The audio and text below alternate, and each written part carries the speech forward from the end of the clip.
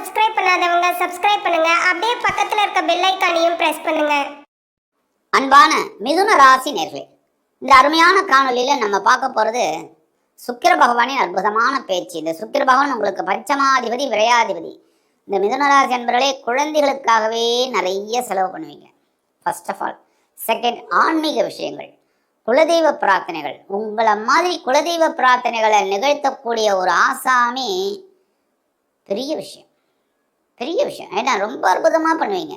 அந்த குலதெய்வத்துக்கு என்னென்னலாம் பண்ணணும் அதுக்கு மேலேயே செய்வீங்க. அதாவது நீங்கள் போய் குலதெய்வத்தை பார்க்கறத விட குலதெய்வம் உங்களை பார்க்க வரும். அந்த மாதிரி சில வேலைகளை செய்வீங்க. ஆனால் என்ன, உங்களுக்கு இல்லற வாழ்க்கை தான் எப்போவுமே கொஞ்சம் ஒரு ப்ளஸ் ஆர் மைனஸ் இருக்கும் எல்லாருக்குமே. மிதுனராசி என்பவர்களுக்கு இல்லறம் நல்லறம் அப்படின்னு சொல்லவே முடியாது. கண்டிப்பாக இல்லறத்தில் இருப்பீங்க. எப்படின்னா, இந்த மிதுனராசி என்பவர்கள் பற்றோடு பற்றற்று இருப்பீர்கள்.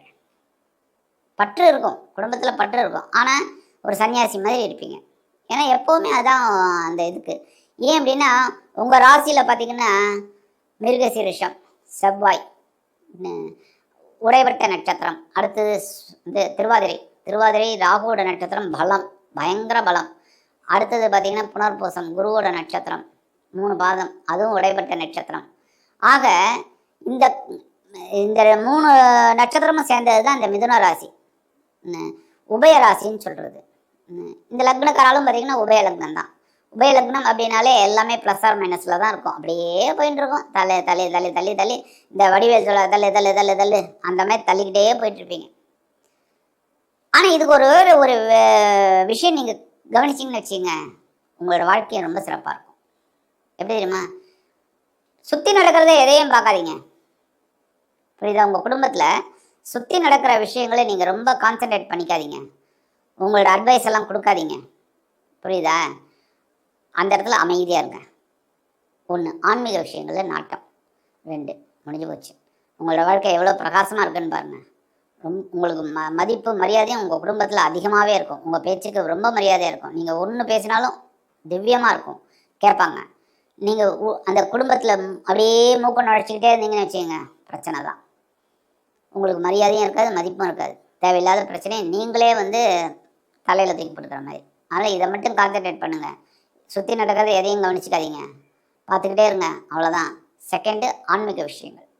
அந்த வகையில் இந்த சுக்கிர பகவான் இது வரைக்கும் உங்களோட சுகஸ்தானத்தில் இருந்த பலம் இழந்து நீச்சம். அப்போ உடல் ஆரோக்கியத்தில் கொஞ்சம் பிரச்சனை, பயணங்களில் பிரச்சனை, உத்தியோகத்தில் வேலை பளு, தொழில் வியாபாரத்தில் கவனமின்மை, முடியல. உடம்பு நல்லா இருந்தால் தான் நான் தொழிலை பார்க்க முடியும். உடம்பே நல்லா இல்லைன்னா தொழில் எங்கே போய் பார்க்குறது? அப்போ ரொம்ப கஷ்டத்தில் சமாளிச்சிங்க. அந்த வகையில் அந்த சுக்கிர பகவான் எங்கே வரார் அப்படின்னு பார்த்தீங்கன்னா, உங்களோட பஞ்சமஸ்தானத்துக்கு ஆட்சி அமைக்கிறார். சூப்பர். ஏன்னா எப்போ பலம் இழந்தவன் பலமோட வரானா அவன் பயங்கரமாக வேலை செய்வான். கரெக்டா? அப்போ இந்த பஞ்சமஸ்தானத்துக்கு வந்த சுக்கிர பகவான் ஆட்சி அமைத்து உங்களுக்கு பலவிதங்களிலும் ஒரு முன்னேற்றத்தை கொடுக்க போகிறார். சூப்பர். என்னடா அது நல்ல காலம் பிறக்குதுங்கிற மாதிரி சொல்கிறாரேன்னு பார்க்குறீங்களா? உண்மையிலேயே நல்ல காலம் பிறக்க போகுது. இது வரைக்கும் உங்களுக்கு ஏகப்பட்ட குழப்பங்களில் சிக்கி தவிச்ச உங்களுக்கு ஒரு பெரிய பாதை கிடைக்க போகிறது. அதன் மூலமாக ஒரு முன்னேற்றம் கிடைக்க போகிறது. உத்தியோகத்தில் ஒரு சிறப்பான ஒரு சூழல். உங்களோட பேச்சுக்கு மரியாதை இல்லையே நினச்சிருந்தவங்களுக்கெல்லாம் அற்புதமான ஒரு மரியாதை கிடைக்கும் உத்தியோகத்தில். தொழில் வியாபாரத்தில் இருந்து அந்த பிரச்சனைகள்லாம் ஓயும். இந்த நேரத்தில் குழந்தைகள் படிக்கலையே நினச்சிட்டு இருப்பீங்க. அதாவது படிக்கிற குழந்தைகளா இருந்தால் படிக்கலையே நினைப்பீங்க. உத்தியோகத்துக்கு போக மாட்டேங்குது இந்த குழந்தை அப்படின்னு நினச்சிட்டு இருப்பீங்க. எல்லாமே மாறக்கூடிய ஒரு காலகட்டம் இந்த காலகட்டம். குழந்தைகள் நல்லா படிப்பாங்க. அதேமாரி இந்த உத்தியோகத்துக்கு போகக்கூடிய குழந்தைகளுக்கெல்லாம் ஒரு நல்ல எதிர்காலம் காத்திருக்கு. அதுமாதிரி திருமண யோகம், அந்த இதுக்கு ஒரு வரன், அதாவது மகனோ அல்லது மகளோன்னு நல்ல வரன் அமையறதுக்கு வாய்ப்பு இருக்குது. ரொம்ப அற்புதமான இது. ஏன் அப்படின்னா, இந்த காலகட்டத்தில் குருவும் பார்த்திங்கன்னா உங்களுக்கு ரொம்ப ஃபேவரபுளாக இருக்கார். ஸோ 2 தேவகுருவும் அசுரகுருவும் இப்போ உங்களுக்கு பெரிய மாற்றத்தை உங்களுக்கு கண்டிப்பாக கொடுக்கக்கூடிய ஒரு காலகட்டம் இந்த காலகட்டம். 2/11/2025 முதல் 6/11/2025 இருக்கலாம். 6/11 அதிபதி செவ்வாய் பகவானின் சித்திரை நட்சத்திர கால வர நேரத்தில் உத்தியோகத்தில் நீங்கள் போடுற காரியங்கள்லாம் அற்புதமாக இருக்கும். தொழில் வியாபாரத்தில் நிதானமாக செயல்படுவீங்க, ஒரு வெற்றி கிடைக்கும், லாபம் கண்டிப்பாக வரதுக்கு வாய்ப்பு இருக்குது. அதுமாதிரி இந்த காலகட்டத்தில் நீங்கள் எடுக்கிற காரியங்கள் ரொம்ப அற்புதமாக இருக்கும். திடீர்னு ஒரு பிரயாணம் ஏற்படும். அந்த பிரயாணத்தின் மூலம் உங்கள் வாழ்க்கையில் மிகப்பெரிய மாற்றங்கள் கண்டிப்பாக கிடைக்குங்க. நீங்கள் எழுதி வச்சுக்கோங்க. கண்டிப்பாக ஒரு சின்ன ஒரு பிரயாணம் இருக்குது. அந்த பயணத்தின் மூலமாக உங்களுக்கு வாழ்க்கையில் ஒரு பெரிய மாற்றம் உங்களுக்கு கண்டிப்பாக கிடைக்கும். அடுத்தபடியாக 7/11/2025 முதல் 17/11/2025 வரைக்கும் ராகு பகவானின் சுவாதி நட்சத்திர காலில் டிராவல் பண்ணுறார். இந்த சுவாதி நட்சத்திர காலில் வரும்போது உங்களுக்கு பிரம்மாண்டமான யோகம் காத்திருக்கு. என்னென்னா 5ஆம் இடம் பஞ்சமஸ்தானத்தில் சுக்கிர பகவான் ராகு பகவானின் சுவாதி நட்சத்திர காலில் வரார். அப்போ உங்களுக்கு விலை உயர்ந்த பொருளை வாங்கணுங்கிற ஒரு ஆர்வம் இருக்கும். அதேமாதிரி பொழுதுபோக்கு அம்சங்கள் இது வரைக்கும் ரொம்ப சினிமா கூட்டம்னா கூட நீங்கள் ஏதோ போயிட்டு வருவீங்களே தவிர ஒரு ஜாலியாக ஒரு சந்தோஷமாக பார்க்கணும் அப்படிங்கிற எண்ணம்லாம் இருக்காது. இப்போ உங்களுக்கு அந்த ஒரு சினிமா அப்படின்னாலும் அந்த பொழுதுபோக்கில் உங்களுக்கு ஒரு நாட்டம் அதிகமாக இருக்கும்.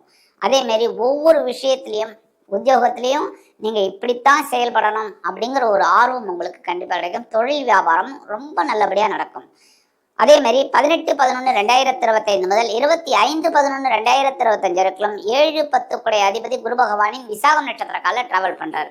இந்த நேரத்தில் வாழ்க்கை துணை வழி உறவினர்களின் மூலமாக ஒரு பெரிய யோகம் காத்திருக்குங்க. கண்டிப்பாக மாமனோ மச்சானோ யாரோ உங்களுக்கு ஒரு சில வேலைகளை அற்புதமாக செஞ்சு கொடுப்பாங்க. அதனாலே உங்களுக்கு பெரிய மாற்றம் கண்டிப்பாக இருக்குது. அதேமாரி எதிர்பாராத ஒரு பயணம் கண்டிப்பாக அமையும். இந்த காலகட்டத்தில் கண்டிப்பாக ஒரு பெரிய சுபகாரியங்கள் அந்த மாதிரி விஷயத்துக்கு நீங்கள் ஒரு பிரயாணத்தை மேற்கொள்ள வேண்டி வரும். இல்லைன்னா ஆன்மீக விஷயங்களுக்காக ஒரு பிரயாணம் மேற்கொள்ள வேண்டி வரும். உத்தியோகத்தில் இடமாற்றம் அருமையாக கிடைக்கும் எதிர்பார்த்துருந்தீங்கன்னா. அதேமாரி தொழில் வியாபாரம் கொஞ்சம் எக்ஸ்பேண்ட் பண்ணி கொஞ்சம் நல்ல ஒரு பெருசாக பண்ணலாம், அபிவிருத்தி பண்ணலாம் அப்படிங்கிற ஒரு எண்ணம் இருந்ததுன்னா கண்டிப்பாக இந்த நேரத்தில் உங்களுக்கு நடைபெறக்கூடிய ஒரு காலகட்டம். அதெல்லாம் நீங்கள் எடுத்துக்கலாம். அதுமாரி சில பேருக்கு வீடு மனை வாகனம் இதெல்லாம் வாங்கணும் அப்படின்னு திட்டம் போட்டிருந்தீங்கன்னா உங்களுக்கு வெற்றி கிடைக்கும்.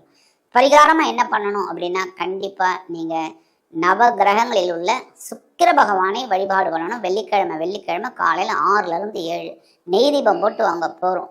நெய் தீபம் போட்டு அங்கே ஒரு 5 நிமிஷம் அந்த கோயிலில் உட்காந்துட்டு வாங்க. முன்னாடியெல்லாம் சிவன் கோயிலில் மட்டும்தான் நவகிரகம் இருக்கும். பெருமாள் கோயிலில் நவகிரகம் இருக்காது. பழமையான கோயிலெல்லாம் இப்போ புதுமையான கோயிலில் உண்டு, நவகிரகம் இருக்குது. அதனால் சிவன் கோயிலில் பெருமாள் கோயிலில் நீங்கள் போயிட்டு நவகிரகங்களில் உள்ள சுக்கிர பகவானை வழிபாடு பண்ணிட்டு வாங்க. அற்புதமான பலன்கள் உங்களுக்கு காத்திருக்கு. ஆக இந்த சின்ன பரிகாரம் நீங்கள் பண்ணுறதுனாலே பஞ்சமாதிபதியும் விரையாதிபதியுமான சுக்கிர பகவான் உங்களது பஞ்சமஸ்தானத்தில் ஆட்சி அமைத்து அற்புதமான பலாபலன்களை கண்டிப்பாக கொடுப்பார் என்று கூறி விடைபெறுகிறேன். நன்றி, வணக்கம். மேலும் தகவலுக்கு எங்கள் சேனலை மறக்காமல் சப்ஸ்கிரைப் பண்ணுங்கள். நன்றி.